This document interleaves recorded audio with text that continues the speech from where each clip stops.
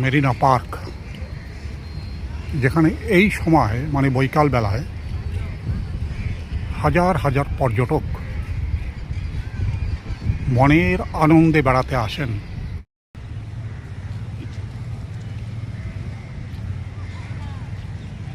সামনেই রস আইল্যান্ড, বর্তমানে সুভাষচন্দ্র বোস দ্বীপ নামে অভিহিত।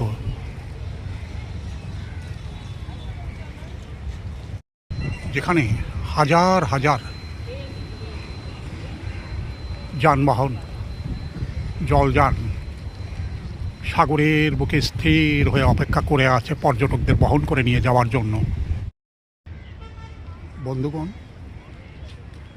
বাসিরাম ব্লগের পক্ষ থেকে সমস্ত দর্শক মণ্ডলী, সমস্ত বন্ধুগণকে আন্তরিক অভিনন্দন জানিয়ে ব্লগ শুরু করছি।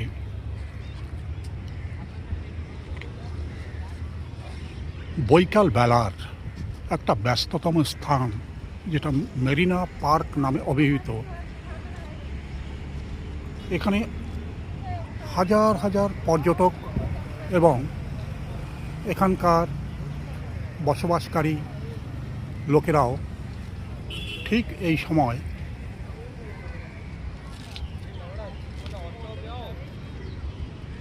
বিনোদনের জন্য অথবা সময় কাটানোর জন্য এই স্থানে এসে উপস্থিত হয় এবং আনন্দের সঙ্গে তারা পরিভ্রমণ করে চলে। চারিদিকে সুন্দর দৃশ্য,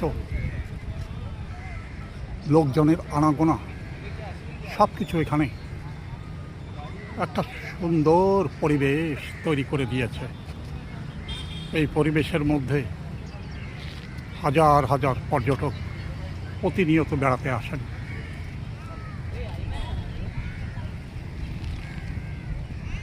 যে কোনো যানবাহন ঠিক এখানেই,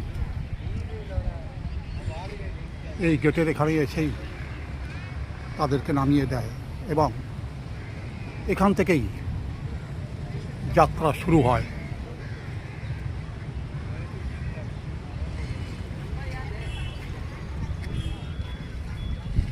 সামনেই দেখা যায়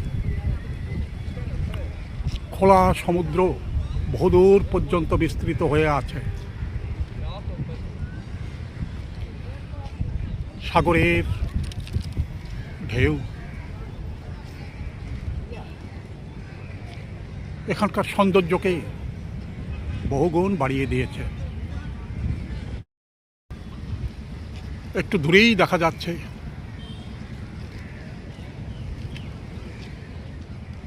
স্বাধীনতার পতাকা। নেতাজি সুভাষচন্দ্র বোস যখন আন্দামান এসেছিলেন তখন এখানেই প্রথম স্বাধীনতার পতাকা উত্তোলন করেছিলেন। তারই একটা নিদর্শন এখানে দেখা যাচ্ছে।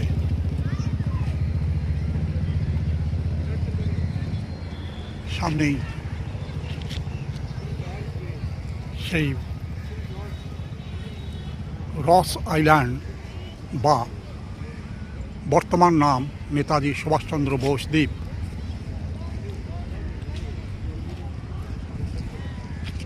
ইংরেজরা যেদিন আন্দামানে প্রথম পদার্পণ করেছিলেন সেদিন তারা ঠিক এই দ্বীপেই উপনিবেশ স্থাপন করেছিলেন এবং আজও তার নিদর্শন ওখানে গেলে পরে দেখা যায়। তাদের ভগ্ন ঘরবাড়ি, চার্চ এবং আরও বহু কিছু। সেই সাথে জাপানিদের বাংকারও ওখানে গেলে পরে দেখা যায়। প্রতিদিন পর্যটকদের বহন করে এখান থেকে সামনে যে জলযানগুলো দেখা যাচ্ছে তার মাধ্যমে হাজার হাজার পর্যটক ওই দ্বীপে বেড়াতে যান এবং ওই দ্বীপের সৌন্দর্যে তারা মোহিত হয়ে পড়ে। ঘন্টার পর ঘন্টা তারা ওই দ্বীপের অতুলনীয় সৌন্দর্য উপভোগ করে আবার এই সমস্ত জলযানে তারা এখানেই ফিরে আসে। তারা ইংরেজদের নির্মিত সেই ঘরবাড়ি, যা কিনা আজ ধ্বংসের মুখে, তবুও যেটুকু নিদর্শন পড়ে আছে তা দেখে তারা অভিভূত হয়ে পড়ে।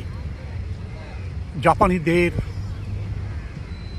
বাংকার এবং কামানগুলো ওখানে সাজানো রয়েছে, যা কিনা সেই সময়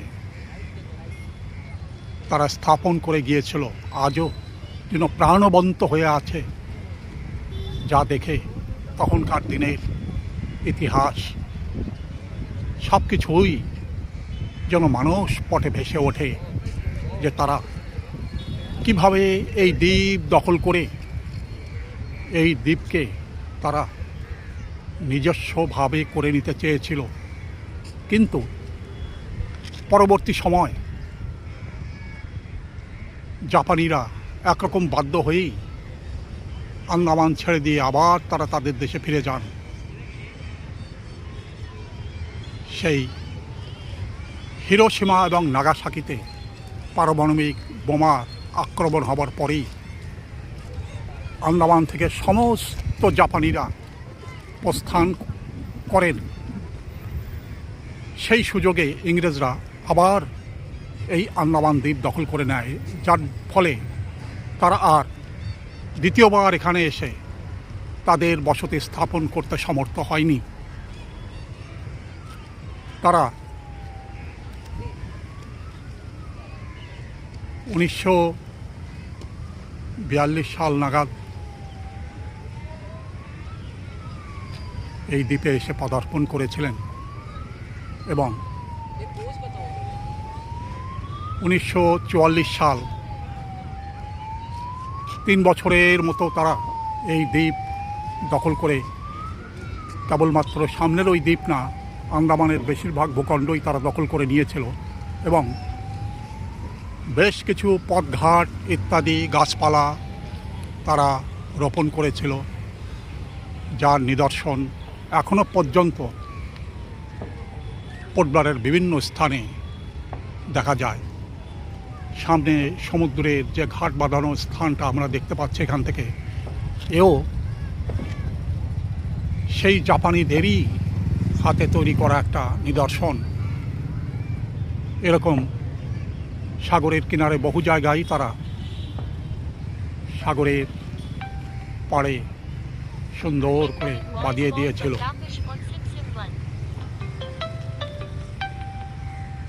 তার নিদর্শন এখানে আসলেই দেখা যায়। সাগরের স্বচ্ছ জলের মধ্যে পড়ে থাকা আবর্জনা, পাথর ইত্যাদি এখান থেকে পরিষ্কারভাবে দেখা যাচ্ছে।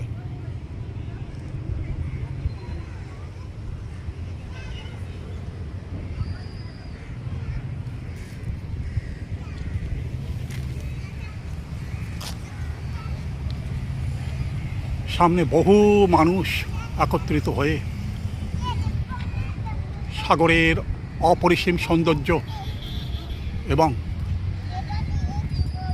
পার্কের চমৎকার সৌন্দর্য উপভোগ করে চলেছে। ছোট শিশুরাও আনন্দের সাথে এখানে পরিভ্রমণ করে যাচ্ছে।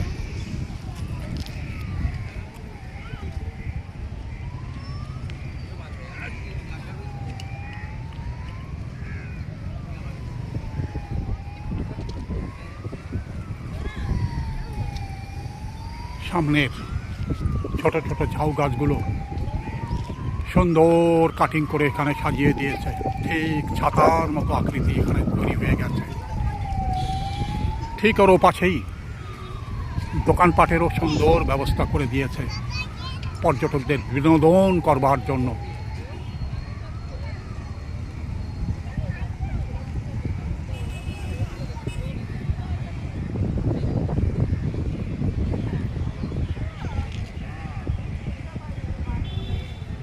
বিকালবেলায় আকাশে মনের আনন্দে পাখি উড়ে বেড়াচ্ছে।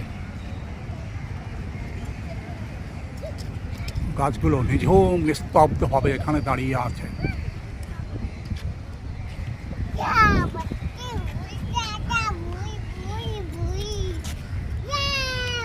চারিদিকে আলো ঝলমল করে উঠেছে।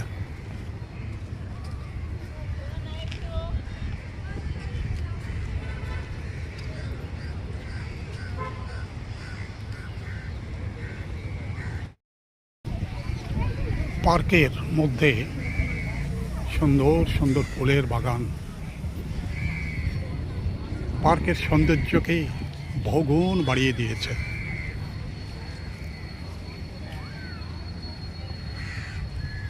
সুন্দর ফুলের বাগান,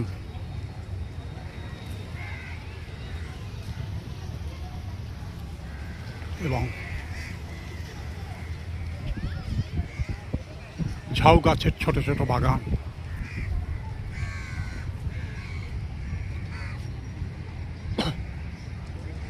এখানে সৌন্দর্য অতুলনীয়ভাবে নির্মাণ করে দিয়েছে।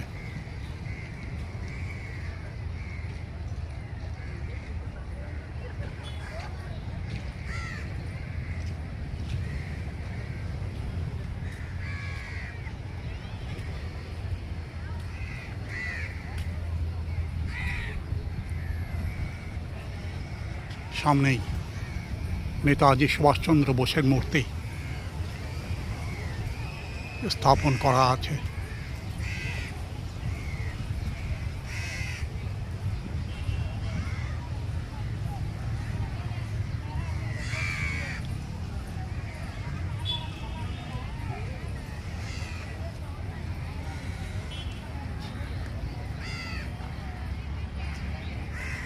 আশেপাশের খেজুর গাছগুলোও তার সৌন্দর্য সুন্দরভাবে বিতরণ করে চলেছে।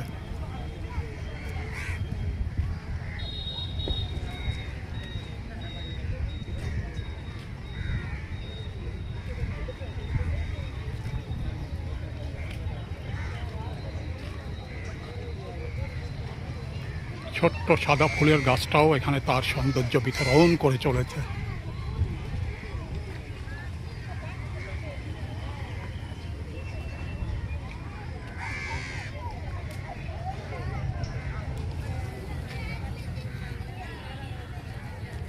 সামনের পাতাওয়ালা গাছটা অতুলনীয় একটা সৌন্দর্যের মধ্যে যেন এখানে দাঁড়িয়ে আছে। গাছটায় ফুল নেই, কিন্তু তার পাতার বাহার সুন্দর থেকে সুন্দরভাবে এখানে দেখা যাচ্ছে।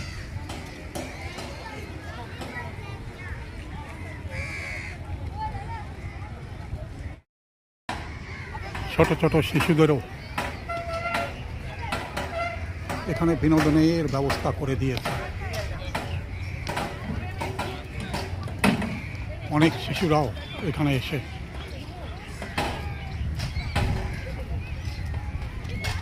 আনন্দের সাথে খেলা করে যাচ্ছে।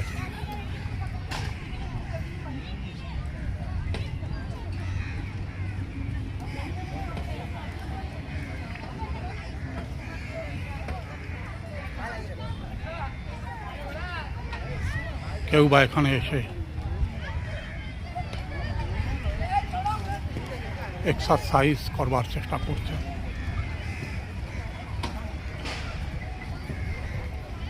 বিনোদনের সমস্ত রকম ব্যবস্থা এখানে করে দিয়েছে। তাই বিকালবেলায় বহু পর্যটকদের ভিড় যেন আকর্ষণ করে এখানে নিয়ে আসে।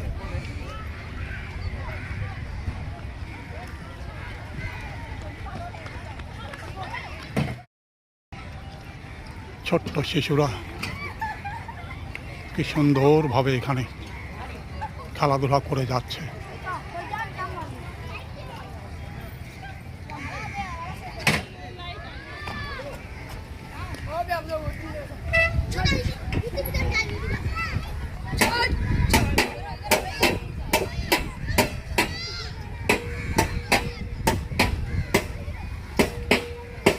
দুটো দুটি কাক এখানে এসে পর্যটকদের সঙ্গী হবার চেষ্টা করছে। কোথাও পড়ে থাকা খাবার দাবার তারা গ্রহণ করবার চেষ্টা করছে।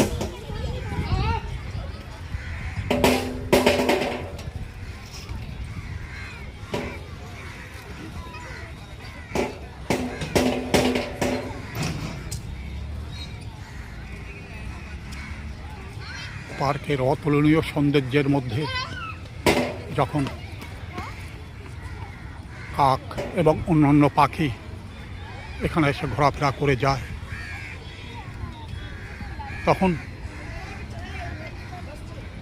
এখানকার সৌন্দর্য যেন আরও কয়েক গুণ বেড়ে যায়। সামনেই একটা ট্যাঙ্কার দাঁড়িয়ে আছে।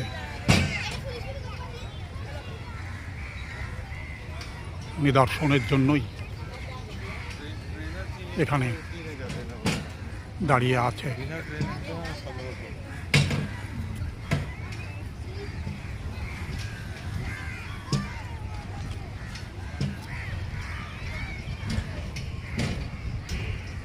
একটু এগিয়ে গেলে পরেই স্টেডিয়াম, তার একটা নিদর্শন এখান থেকে দেখা যাচ্ছে।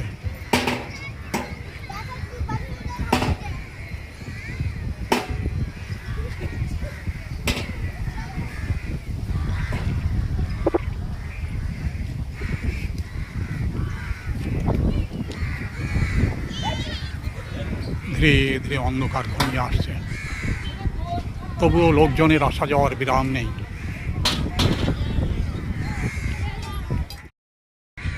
পার্কের মধ্যে সাজানো ফুল গাছ অতুলনীয়ভাবে এখান থেকে দেখা যাচ্ছে,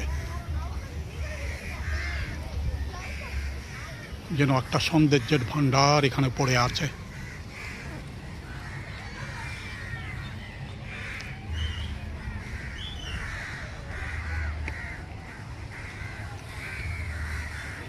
সামনে কিছু গাছ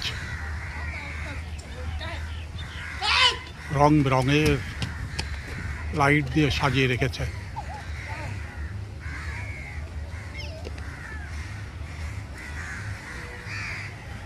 এবং আবছা অন্ধকারে ঝলমল করে উঠছে।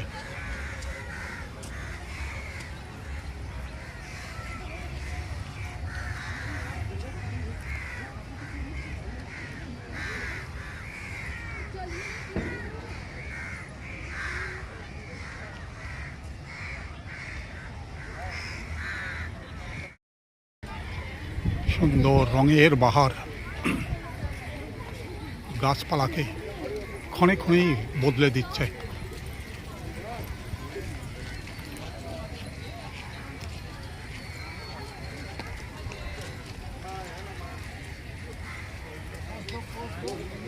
সন্ধ্যাবেলার এমন অপরূপ সৌন্দর্য পার্কে বেড়াতে না আসলে পরে কখনোই চোখের সামনে ধরা দেয় না। এমন অপরূপ সৌন্দর্য কাছ থেকে দেখার জন্যই পর্যটক এবং এখানকার লোকজন এখানে বেড়াতে আসেন।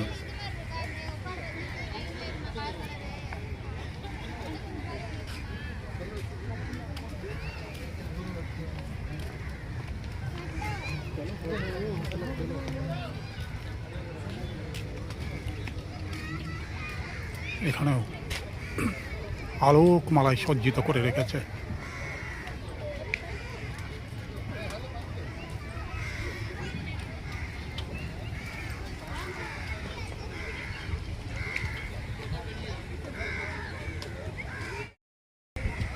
সামনে বহুদূর পর্যন্ত দেখা যাচ্ছে, ঝলমল করছে আলোর মালা।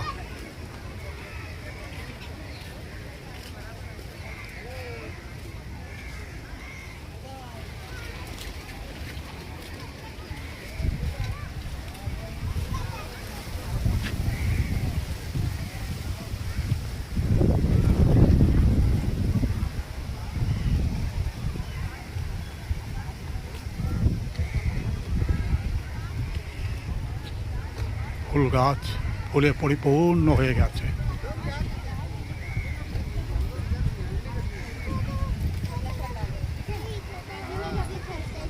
বহু লোকজন শীতল বাতাসে বিশ্রাম করে চলেছে।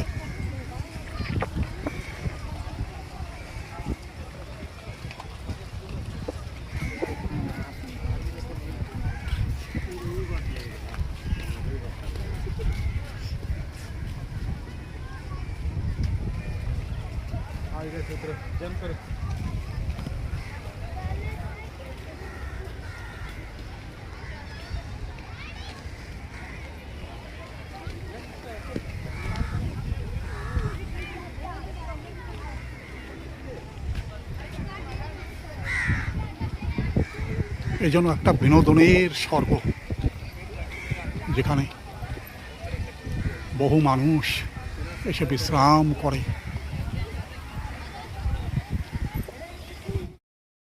পার্কের মধ্যে শিশুরা মনের আনন্দে দোল খেয়ে যাচ্ছে।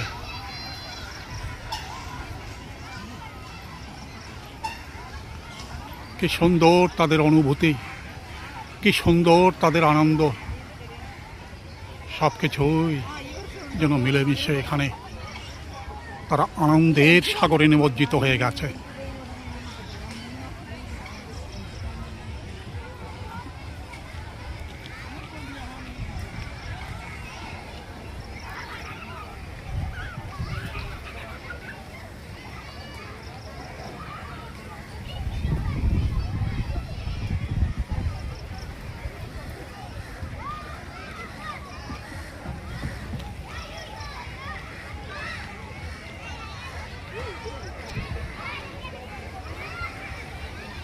সামনেই কবিগুরু রবীন্দ্রনাথ ঠাকুরের মূর্তি স্থাপন করা আছে।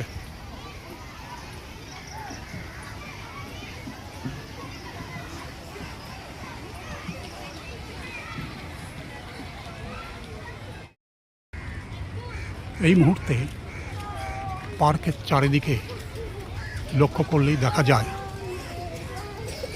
যেন আলোকমালায় সজ্জিত করে রেখেছে।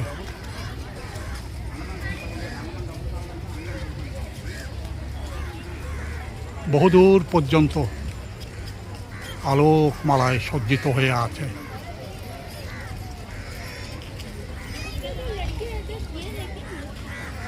সুন্দর এমন দৃশ্য সন্ধ্যার প্রাক্কালে এখানে আসলে পরেই দেখা যায়।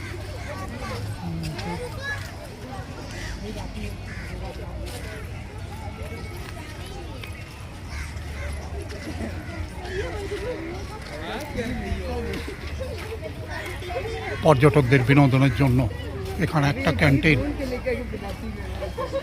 অবস্থান করে আছে।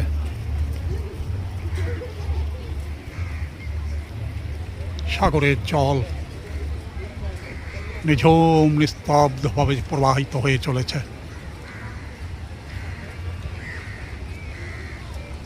বহু দূরে রস আইল্যান্ড মনে হচ্ছে যেন আলোকমালায় সজ্জিত হয়ে আছে।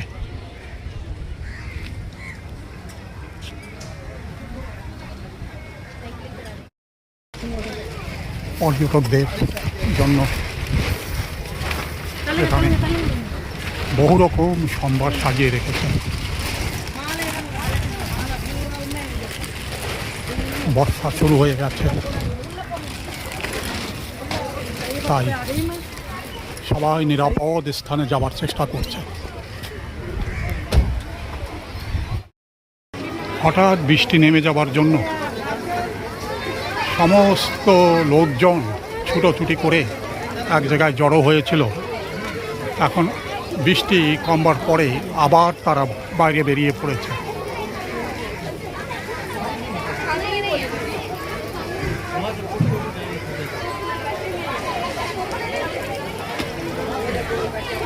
লোকজন একত্রিত হলেই দেখা যায় যে এখানে কত মানুষের সমাগম হয়েছিল।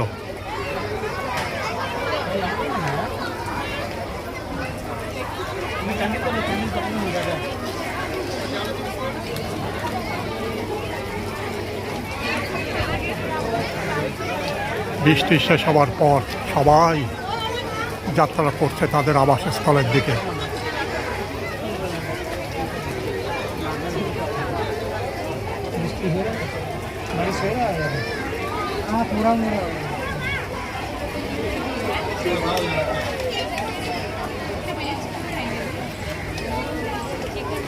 এখান থেকে সাগর দেখা যাচ্ছে, মনে হচ্ছে যেন এক ফালি আকাশ এখানে স্থির হয়ে দাঁড়িয়ে আছে বা ছুঁয়ে আছে। যাই বলি না কেন, ঠিক আকাশের একটা রূপ এখান থেকে দেখা যাচ্ছে।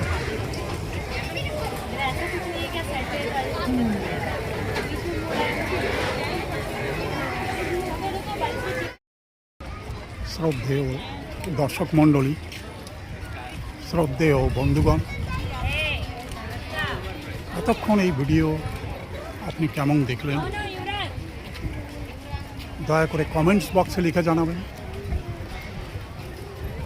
লাইক, শেয়ার এবং সাবস্ক্রাইব করে সঙ্গে থাকবেন। আপনার একটা সাবস্ক্রাইব ভিডিওর পদ্ধতিতে সহযোগিতা লাভ হয়। তাই সমস্ত দর্শক মণ্ডলীর কাছে নিবেদন, দয়া করে একটা সাবস্ক্রাইব করবেন। ভিডিওর শেষে সমস্ত বন্ধুগণকে আন্তরিক অভিনন্দন এবং শুভেচ্ছা জানিয়ে ভিডিও এখানেই শেষ করছি। ধন্যবাদ।